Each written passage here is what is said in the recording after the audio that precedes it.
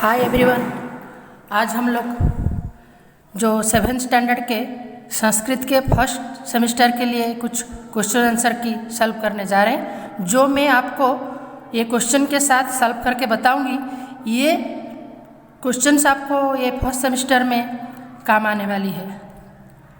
तो चलो शुरू करते हैं solve question and answers. Answer the following questions in English. Question number 1, to which goddess is being boarded down? कौन सी goddess के पास हम मतलब अपने शीश झुकाते हैं? Goddess of learning is being going down. Goddess of learning जो हमारी नॉलेज की, ज्ञान की, सीख की देवी होती है या माता होते हैं, उनके पास हम अपने शीश झुकाते हैं। Question number 2, whose destructive the lustre of lamp has been bowed down. कौन मतलब हमारा जो आलोक की, जो लाइट की, लैम्प की शक्ति है, वो हमारा किस चीज़ का विनाश करते हैं, या फिर हम उसको क्यों बोर्ड डाउन करते हैं, या फिर क्यों नमन करते हैं? For destruction of enemies evil thoughts the lustre of lamp has been bowed down. हम अपने दुश्मन की जो थॉट्स होती है, दुश्मन की जो नज़रें होते हैं, बुरी नज़रें होते हैं, उसको समाप्त करने के लिए या ख़त्म करने के लिए प्रदीप के पास नमन करते हैं, या लैम्प के पास या दीपक के पास नमन करते हैं। Question number 3, what benefits do the dumb and the lame get by the grace of God? भगवान के आशीर्वाद से डब जो बोल नहीं पाता है और लेम जो चल नहीं पाता है, जो अपंग होते हैं, उनकी क्या मतलब क्या फ़ायदा होता है, फिर उनको क्या कृपा मिलती है? The grace of God makes the dumb speaking and gives strength of crossing a mountain to the handicraft. जो भगवान जो आशीर्वाद जिसको देते हैं, वो क्या कर सकता है?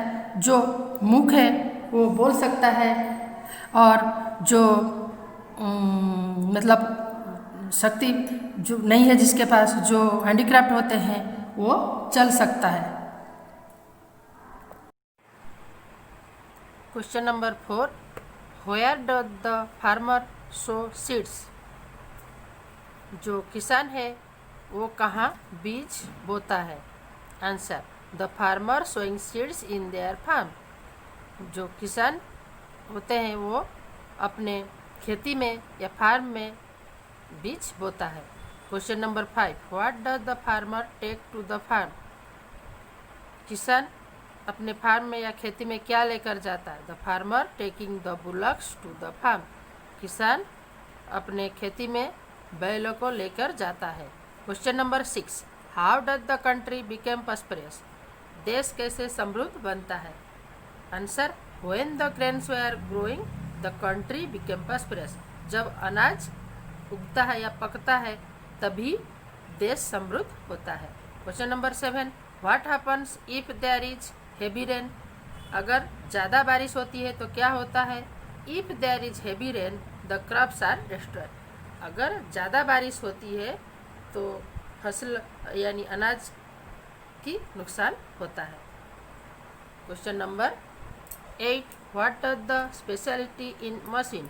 मशीन में या यंत्र में क्या स्पेशलिटी थी, क्या मतलब उसका ये था? The machine will less 50% workload. The machine will less 50% workload. Machine जो है, यंत्र जो है, वो आधा काम कम कर देता था। What does the farmer owner of the why does the owner of the house say not to be afraid of Dug? Question number 9, why does the owner of the house say not to be afraid of Dug?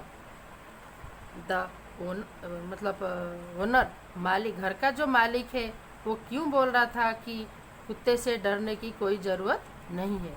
The owner of the house said not to be afraid of dog because he wants to testing of dog's nature.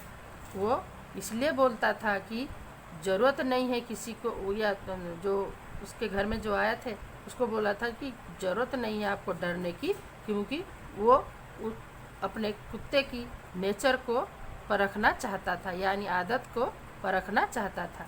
Question number 10, why is the first thief counting money.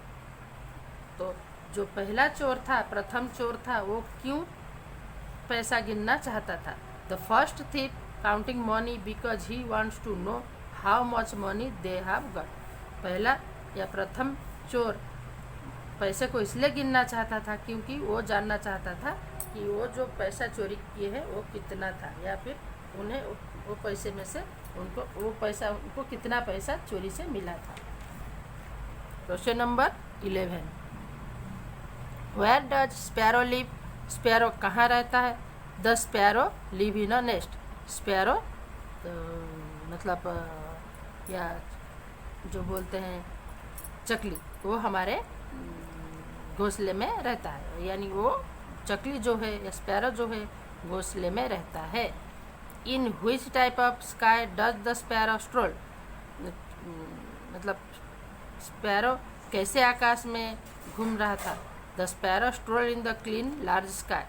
Sparrow जो है अपने बड़ी खुले आसमान में घूमता था।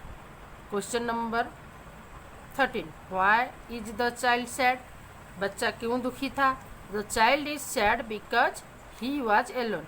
बच्चा इसलिए दुखी था क्योंकि वो अकेला था। Question number 14, what is the meaning of अष्टविंशति? अष्टविंशति के मतलब क्या है?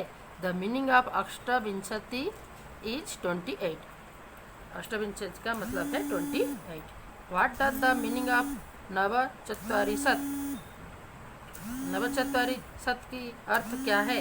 द मीनिंग ऑफ नवचत्वारिशत् इज 49।